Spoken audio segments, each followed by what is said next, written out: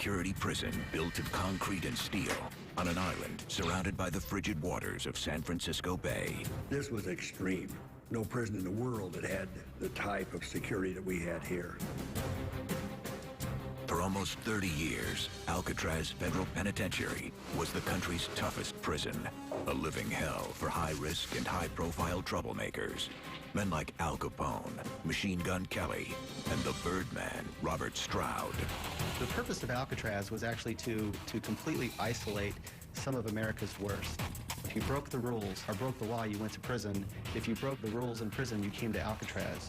It's a prison where every inmate learns one thing. There is no way out.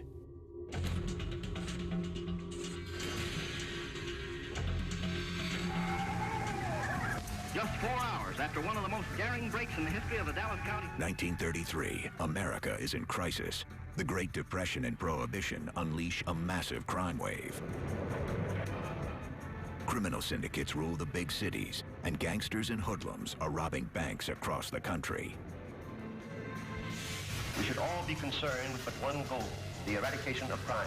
FBI Chief J. Edgar Hoover petitions for a supermax prison. In 1934, the Justice Department takes control of Alcatraz Island, a former military prison sitting just over a mile from the city of San Francisco. The goal, create a high-profile facility for the worst of the worst, the toughest of the tough.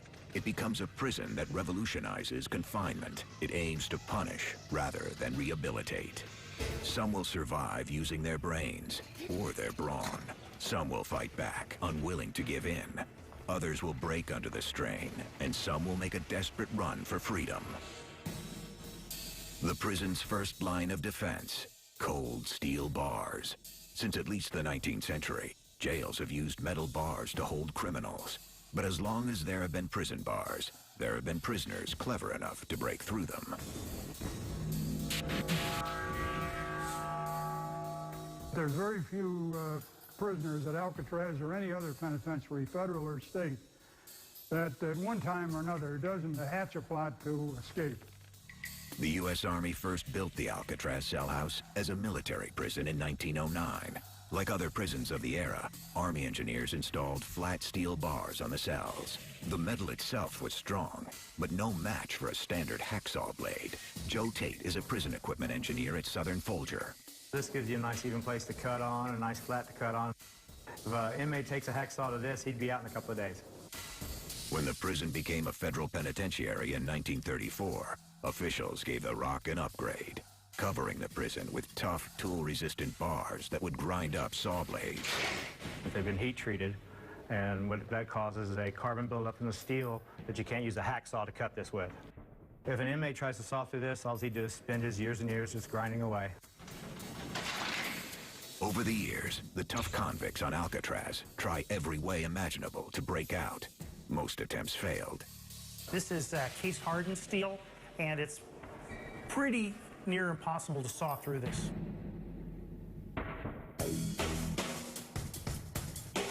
In 1939, one inmate attacks the bars in a unique way. Convicted gangster Arthur Doc Barker, son of the infamous Ma Barker, is a murderer, kidnapper, and armed robber. He receives a life sentence on Alcatraz. A few years later, Doc spots a way out and begins plotting his escape. He's locked up in the D-Block isolation unit. D-Block is one of 2 cell blocks federal authorities failed to upgrade with the tool-resistant bars. The reason they didn't upgrade the entire cell house to the tool-proof steel was simply a matter of economics. This was an old, aging building, and the money only went so far in the depths of the Depression. With a smuggled hacksaw blade, Doc and 4 accomplices saw their flat D-Block cell bars so they can enter and leave as they want, hiding the cuts with paint. They would push them down and then were able to call through. But Doc and his gang still need to get through the round window bars. These tool-resistant bars are much stronger than the flat bars. The tool-resistant bar is nearly impossible to saw through with a standard saw. The reason? Hardness. A tool-resistant bar has more carbon, which makes the metal harder. When a bar is heat-treated and quickly cooled, the atomic structure shifts, making it more difficult for a blade to cut. Heat treating has been around for a long time. Any blacksmith who makes horseshoes or a swordsmith has been using it for years and years and years. Hundreds of years. Thanks to the added carbon and heat treatment, the tool-resistant bars on Alcatraz are about the same level of hardness and strength as a hacksaw blade, the very tool many inmates would use to try to cut the bars. Whenever one tries to cut something with a material of the same strength or less, it can't do it. It's like trying to cut concrete with concrete. You can't do it. You need something stronger. Doc's solution is ingenious. He has other cons build and smuggle a bar spreader into the cell house, a crude mechanical device that uses pressure to break the bars. A bar spreader is essentially like a car jack, and as you crank it and it opens, it's going to put an enormous amount of force in the bars and spread them. They would break because they're fairly brittle compared to mild steel. January 13th, 1939. Doc and his 4 accomplices slip out of their pre-cut cells and snap the window bars with the bar spreader. Now, outside the cell house, they head to the water and begin building a driftwood raft. Suddenly, guards spot them. Shots ring out, and 4 of the 5 men surrender. But it's too late for Doc. Doc Barker was shot in the head. He did not make it. The escape attempt is a tragic failure, but Doc and his associates found a way through the maze of cell house bars. Nearly 24 years later, a determined inmate devises another clever way through the bars. He was very ingenious in that he used some very simple tools to effect his escape. John Paul Scott is a convicted armed robber with a troubled history. 3 years after Scott arrives on the Rock, he is working in the Alcatraz kitchen basement. Luckily for Scott, security there is looser than in the rest of the prison. Down in the kitchen basement, they had a certain amount of time where they can work the bars. For a few minutes every day, Scott heads to the basement with a variety of tools, including a simple piece of string dipped in floor wax and covered with scouring powder. He methodically saws at one of the window bars. It's a brilliant use of available materials. It takes him more than a year, but he finally cuts through the bars. On December 16th, 1962, Scott and an accomplice, Darrell Parker, make their way through the window and down to the water with another simple tool, rubber gloves. The 2 men make floats and set off from Alcatraz. Parker doesn't get far, but Scott makes it to San Francisco, where he washes up on shore, half frozen. The cold got to him so badly that he felt like his legs were paralyzed. Scott was thrown back in prison, another failed attempt to break out of Alcatraz. It was a good escape strategy, but he was hypothermic by the time he made it to shore. John Paul Scott is just one of many who try to run from the iron grasp of Alcatraz. Escape becomes an all-consuming ambition to many of its prisoners, all of whom come to grips with its most ruthless security barrier, the freezing currents of the San Francisco Bay. Alcatraz, a fearsome concrete penitentiary with tiny cells and dozens of armed guards. One reason Alcatraz is so tough and so effective as a prison is its natural setting. The cold, inhospitable island is surrounded by miles of bone-chilling water. Well, the water is so rough. This is a very treacherous day out here. When that water is going out, it's dangerous. When it comes to providing a security barrier, the San Francisco Bay is no ordinary body of water. Alcatraz is more than a mile from land in any direction. The water averages 54 degrees. When it's that low, hypothermia, a dangerous drop in core body temperature that can kill, sets in after only 30 minutes, less time than it takes to swim to land. Dr. Tom Nuckton is an expert on cold water survival. A competitive swimmer can make that swim between 30 minutes and an hour. An inexperienced swimmer would take longer, possibly over an hour, and that's when hypothermia really becomes a major factor, because the longer you're in the water, the more you're exposed to the cold, and the more likely you are developing hypothermia. What's more, Tides in the bay force a tremendous amount of water through the narrow passage of the Golden Gate, more than 2 trillion gallons a day. Because it all has to squeeze through an opening just 1 mile wide, tidal speeds can usually reach over 5 knots, or nearly 6 miles per hour. For inmates who dream of escape, the bay water looms as the toughest obstacle of all. But authorities are confident the island is secure. The intimidating waters of the bay didn't deter Alcatraz's most creative convicts. Numerous attempts were made by some of its most famous inmates. Former public enemy number 1, Floyd Hamilton, hatches a bold plot to secure his freedom. Floyd Hamilton grew up in Texas with the notorious crime couple, Bonnie and Clyde. He starts as their getaway driver and graduates to the FBI's 10 Most Wanted list. In 1938, authorities finally arrest Hamilton and throw him in jail for 30 years. His first stop, Leavenworth Prison in Kansas.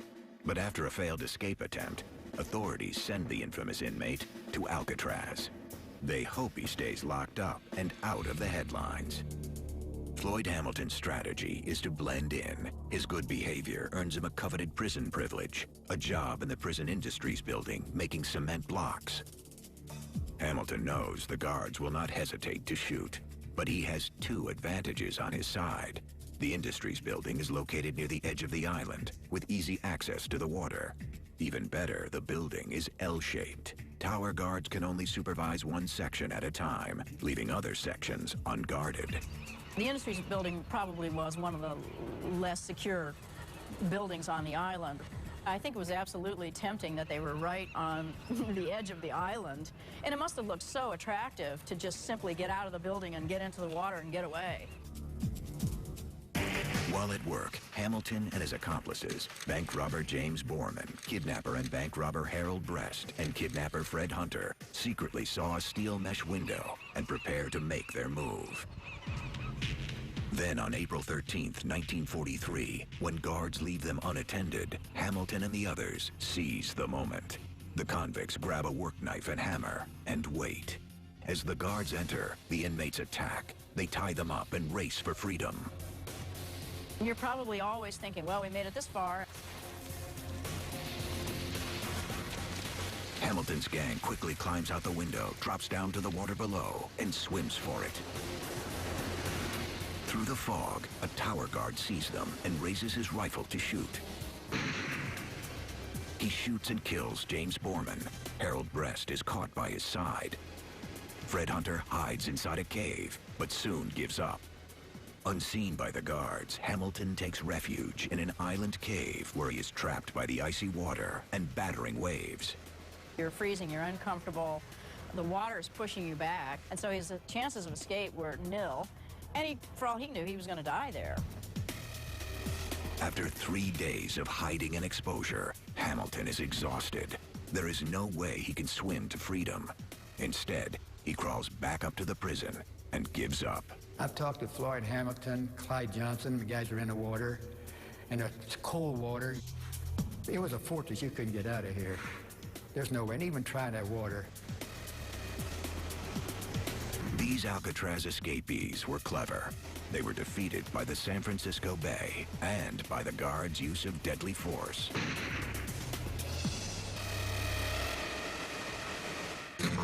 One Alcatraz inmate, John Giles, uses his wits and devises a clever plan to overcome the deadly waterway by not swimming it at all.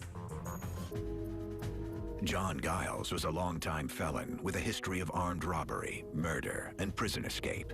Arriving at Alcatraz in 1935, he begins scheming and dreaming. But to the guards, he behaves like a model inmate. John Giles was described as a very quiet, almost intellectual prisoner. He was very trusted and actually well-liked by the guards. Giles's good behavior earns him a job at the Alcatraz docks, sweeping up after new shipments of army laundry. The guards trust him and sometimes leave him unsupervised. For 10 years, he uses the privilege to his advantage to assemble the components of a military uniform. He probably did have a lot more freedom than the dock workers, who were loading and unloading barges. And Giles put together an Army uniform from military laundry that came over here, and he hid pieces of it, perhaps throughout the dock. On July 31st, 1945, a visiting Army boat is about to embark, and Giles takes his chance. He puts on his assembled uniform and steps on board. He thinks he is going to San Francisco, and for a few moments, he can almost taste freedom. Instead, the Army boat heads not for San Francisco, but for the isolated military dock on nearby Angel Island. While en route, the Alcatraz guards discover his absence. They chase him down, and when Giles's boat docks, guard Phil Bergen is there to greet him. When he came marching off, we were there with the handcuffs, and he just took one disgusted look at us and said, "I thought that GD tub was heading for San Francisco." The inmates started calling him wrong way Giles. Everybody kind of respected the attempt, even though they didn't like it, but they respected it. Alcatraz once again foils a carefully plotted escape plan. But is the prison truly escape-proof? The answer lies with the most famous escape attempt in Alcatraz history, Frank Morris and Clarence and John Anglin's Great Escape. When Morris and Anglin made their escape, it broke the myth that Alcatraz is escape-proof, because after all, they're gone. There's no more escape-proof. Decades after it happened, the 1962 Great Escape still stands out. In a prison full of clever inmates dreaming of freedom, Frank Morris and his crew may top them all. Their daring plan outwits nearly every element of the Alcatraz security system. You must understand that these inmates are confined in the cell 24 hours a day. They're out thinking you all the time. A correctional officer comes in, puts his 8 hours, and he goes home and he forgets about it. They're way ahead of us all the time. But was it the perfect escape? Despite a 17-year FBI manhunt that ends with no definitive answer, questions still remain as to how they beat Alcatraz's security. First, the bars and the concrete. Early on, Frank Morris and the Anglin brothers realize it is almost impossible to get through the heat-treated cell bars on the sliding front doors. Instead, they work on the ventilation grills in the back of their cells, drilling small holes in the concrete. They used forks and spoon handles, and you have to remember that they're not like what you have in your drawer at home today. They were old heavy-gauge steel from the turn of the last century. Next, the locks. To get out of the cell house, the inmates need keys from the heavily guarded gun gallery. It's an enormous hurdle, so they find a different way out, through the roof. Frank Morris was always credited with being one of the masterminds of this escape. In actuality, it was really Alan West who saw the route and got everybody up here. A convicted car thief doing cell house maintenance, West works on top of cell block B when he finds an unsealed vent leading to the roof. Even though West never joins the actual escape, his discovery means the inmates can avoid the cell house doors, locks, and keys. He saw that there was a blower here over B block, and he figured, and he was absolutely right, that that vent wasn't sealed. As with other Alcatraz escape attempts, the water is where things might have come apart. Frank Morris and the Anglin brothers come up with an ingenious plan. A rubber raft and life jackets. They stitch raincoats together and seal them with glue. But there is one important limitation. The first time that you could actually test the raft was the night you're getting in the water. And of course, you're getting in a homemade raft in the dark. In all likelihood, the makeshift raft gives way en route to land, dumping the three inmates into the cold, dark water. At this point, the inmates would be in trouble. Coast Guard records from that night show the water temperature was between 50 and 54 degrees, and the three men would have been completely unprepared, thanks to a key decision by prison authorities. They reportedly had the shower water in Alcatraz kept warm, actually a bit warmer than normal, and that was to prevent the convicts from acclimatizing to cold water. The escape plan's next possible flaw? The tides. Investigators believe the inmates entered the water at around 11 p.m. on June 11th, 1962. Records from the U.S. Army Engineers Office for that time show an outgoing tide of about 2 knots, or 2.3 miles per hour. The men would be pulled slowly but surely out to sea. If the raft went down, the 3 inmates would have been fighting for their lives at night in very cold water, with only homemade life jackets to keep them afloat. Then the relentless outgoing tide would have pulled them further out before they could reach the shore. So what I think most likely happened is they did become hypothermic. I think eventually, within an hour to 2 hours, they were probably unable to keep themselves above water, and they drowned.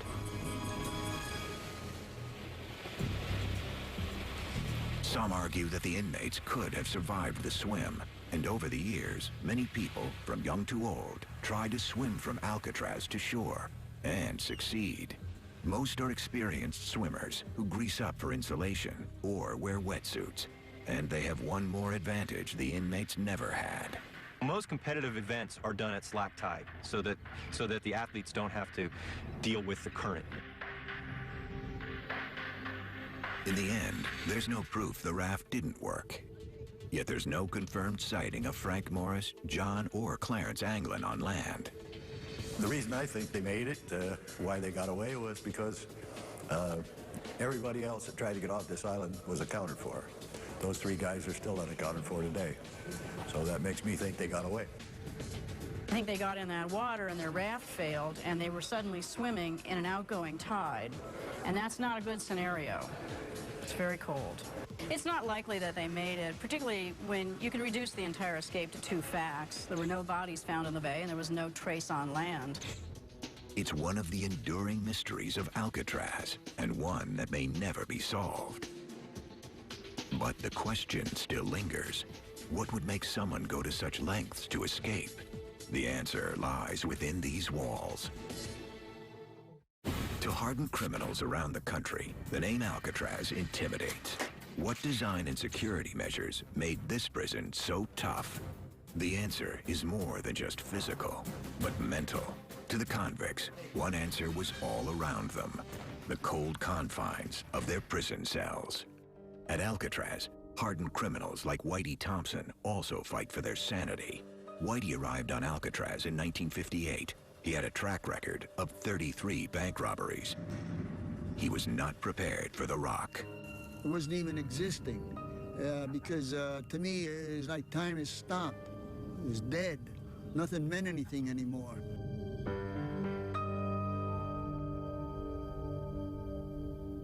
During his days of crime, Darwin Coon was a reckless young man.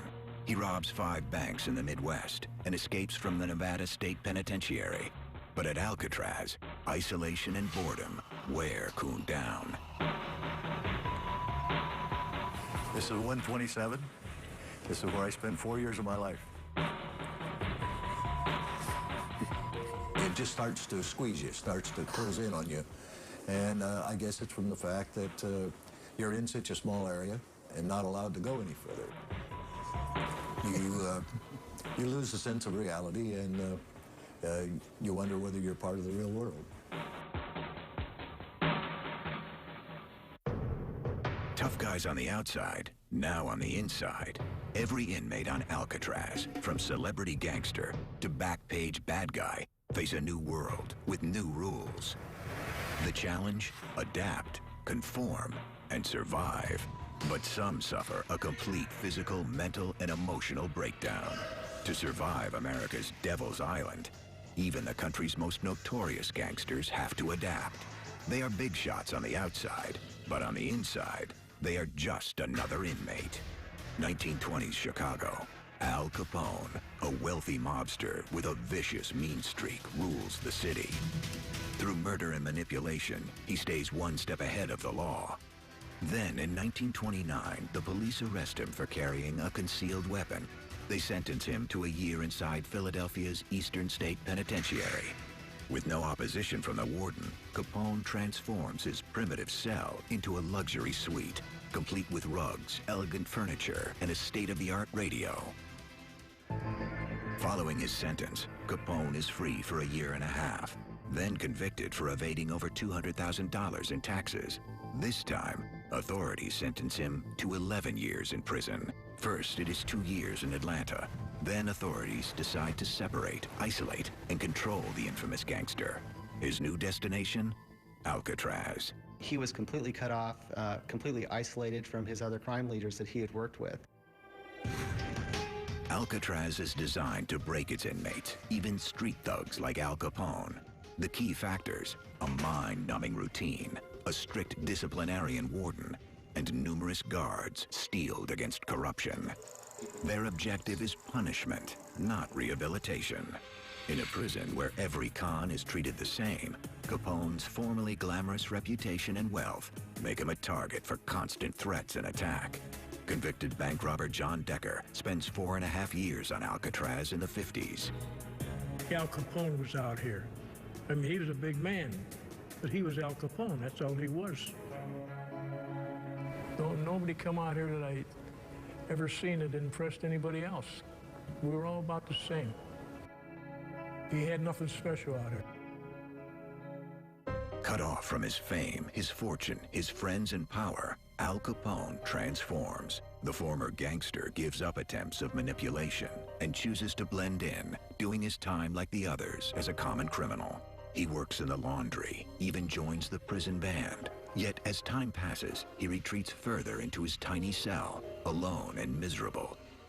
By 1938, the 4th year of his sentence, Capone is a shell of a man. Capone's condition degraded seriously while he was on Alcatraz. He's got no power. He was stripped of everything. And I think it had to have been very discouraging.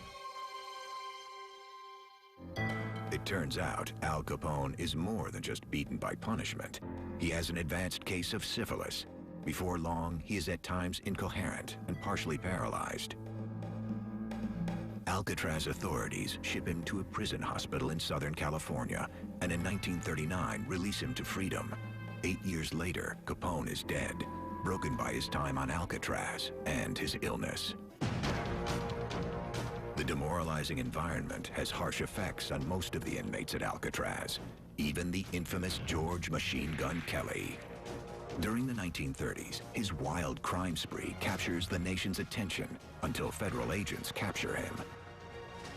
He ends up on Alcatraz with a life sentence. Inside his tiny cell, he relives his glory days with endless stories. His cell neighbor, convicted bank robber and multiple prison escapee, Willie Radke. Now, I slept here, 240, Kelly slept here. This is 230, this is his old cell. Like I say, George had a sense of humor. He was always talking about these blondes and Cadillac cars.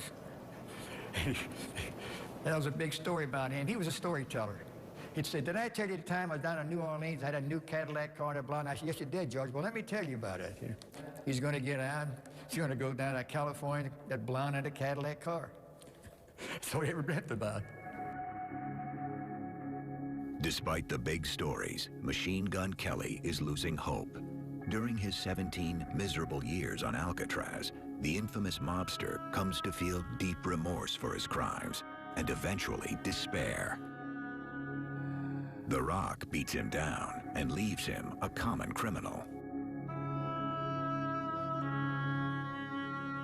Transferred to Leavenworth Federal Prison, Kelly dies in 1954 of a heart attack.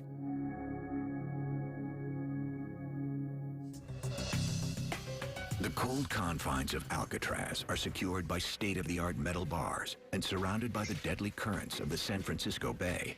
This island supermax, however, has even more horrors in store for those serving a sentence inside its concrete walls. Convicts who break the rules while at Alcatraz are put in solitary, the notorious D Block, where inmates who have already lost their freedom try to hold on to their grip on reality. Alcatraz has many levels of hell. The top tiers of its D Block is one of them, containing long-term isolation cells for convicts. These inmates are confined to their cells with only one visit to the rec yard per week.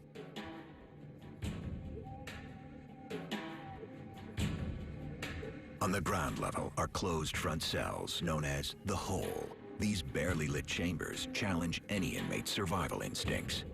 Jim Quillen is given 19 days in the hole for attempted escape. To cope, he has to use sheer ingenuity. I had a gimmick that I would, as soon as I'd come in here, I'd pull a button off my coveralls. I would flip it, shut my eyes, turn around in circles, then get down on my hands and knees and see if I could find the button.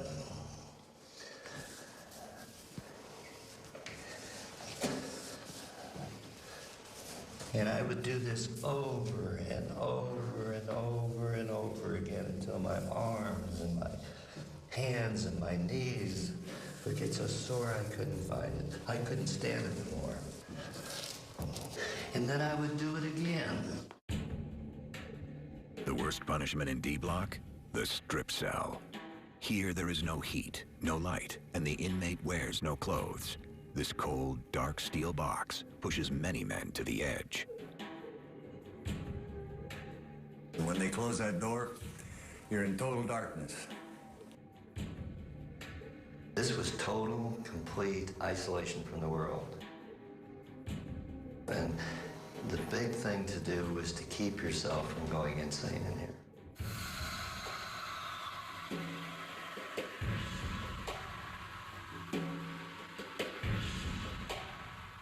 To make it through the days of deprivation, prisoners here need mental toughness. Darwin Kuhn is dealt 29 days in the hole for carrying a homemade knife called a shiv. His survival strategy? Somehow stay warm. That's all you wear is a pair of boxers. You have no bedding, sleep on a steel floor, and it's cold. And there's no way in here to get warm other than running in place or doing calisthenics. When I slept, I tried to keep as much of my body off in the steel as I could, so to stay warm.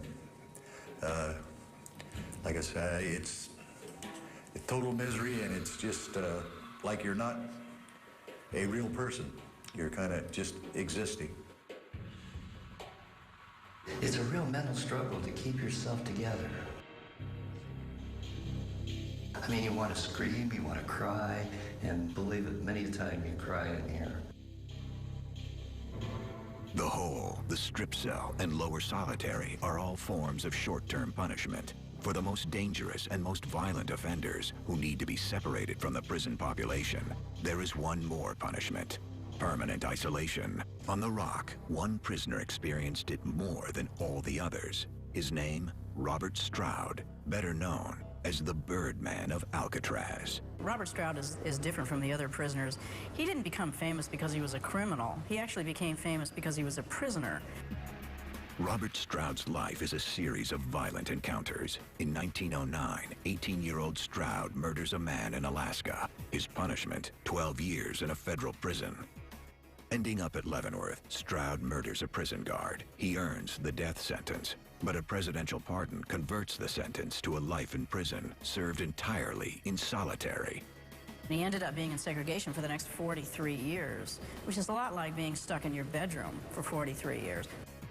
Stroud spends the next 2 decades in Leavenworth isolation. To survive, he lives in the world of his mind, writing books about birds and keeping flocks of them in his cell.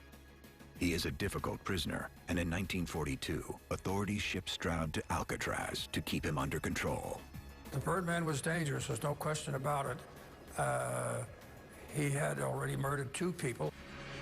For Robert Stroud, isolation on Alcatraz is a completely different world. The warden put Stroud in permanent deep lockdown in the second-floor prison hospital. No birds, and no way to cause trouble. He is almost entirely cut off from human interaction, except for visits from the guards. This is Robert Stroud's cell. I used to play checkers with him to these bars from 12 midnight to 8 in the morning. The door was kept closed except to feed him 3 times a day. Other than that, he could not talk to anybody. Stroud stays in Alcatraz isolation for 17 long years. He immerses himself in books on language and law, but as the years pass, the troubled convict's mind begins to deteriorate. He would shave his face, he would shave his head, then he would shave his whole body. So the shaving of his body, I'm guessing that it was a way for him to control the overwhelming anxiety and maintain his mental stability. For nearly 2 decades, Robert Stroud is a cell house ghost, a legend the other inmates hardly talk about and rarely see. Surviving Alcatraz for most prisoners, whether in a cell in D Block or in isolation, challenges their physical and mental prowess. Some come apart and finally snap. Let me out of here! Alcatraz, a supermax prison that keeps its inmates locked up physically and emotionally. Cut off from the rest of the world, and sometimes each other, despair seeps through its cold walls and settles into its convicts. Among island prisons, Alcatraz is unique. A maximum security prison sitting right next to the city of San Francisco. For the inmates, the proximity only adds to their misery. I also remember the Golden Gate Bridge out there. And it used to just feel strange to me. Here I am, looking out this window at that bridge, and these hundreds of cars are going back and forth over that bridge, and not a one of them out there in that world even know I exist. While imprisoned at Alcatraz, notorious bank robber Henry Young is also tormented by the confines of the island prison. In 1939, Young, Rufus McCain, and 3 other inmates are caught during an escape attempt. They are punished with more than a year of isolation. Young blames McCain for the failed escape. Alone and bitter and mentally fractured, Young becomes more and more enraged. He focuses on plotting his revenge. After 2 years in isolation, the warden releases Henry Young back to his normal cell. Young gets a job in the Model Industries building. He seems stable, but deep inside, he is absorbed with payback. Despite the consequences, on December 3rd, 1940, Henry Young loses control, snaps, and brutally stabs and kills Rufus McCain. I think the crime has to be attributed to psychological effects of that solitary confinement. He had mounting anxiety, mounting rage that he didn't think he could control. He was somewhat disoriented. His judgment was less than adequate. And for all those reasons, he was sort of predisposed to doing something extreme and not very rational. And then the murder happened. One night in 1938, convicted post office robber Joe Kolonowski also snaps. A guard finds him ramming his skull into a concrete cell wall, trying to knock the noises out of his head. He does not succeed and has a psychotic break. Human beings require a certain amount of social interaction in order to maintain their mental health. If you take all of those things away, they tend to fall apart. Get the doctor! Most disturbing of all is the story of Rue Percival. In 1937, this convicted kidnapper snaps while on garbage detail. He chops at his hand with an axe, cutting off most of his fingers. Reduced to a babbling madman, he is transferred to the Alcatraz hospital. He chopped off his fingers, and that was an extreme act. Prisoners do extreme acts, and often it's to get attention for themselves. So that's a very sad state of affairs. Another expression of mental breakdown on Alcatraz is the unexplained and futile escape attempt of post office robber Joe Bowers.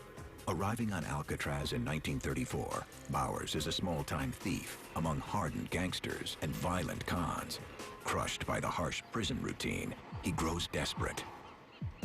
My opinion is the man that attempts to escape is the man that's given up on life.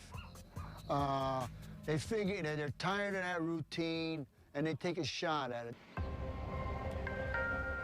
Bowers works at the garbage incinerator right on the island's edge. The temptation is too strong, and on April 27, 1936, Bowers starts over the wire fence. A guard yells for him to stop, then fires 3 shots. Bowers falls 75 feet to his death. He never has a chance. There were quite a few people that witnessed that and were pretty horrified. But some of the prisoners thought it was murder and others thought it was suicide.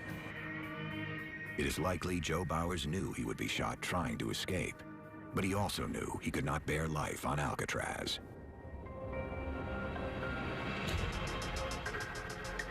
For 29 long years, the nation's worst criminals face life and death on the Rock. Kidnappers, gangsters, murderers, and robbers alike each face misery and daunting punishment. Thanks to its notorious inmates and perilous escape attempts, the Alcatraz legend lives on. Released inmates tell the tale that for prisoners at Alcatraz, there was no way out.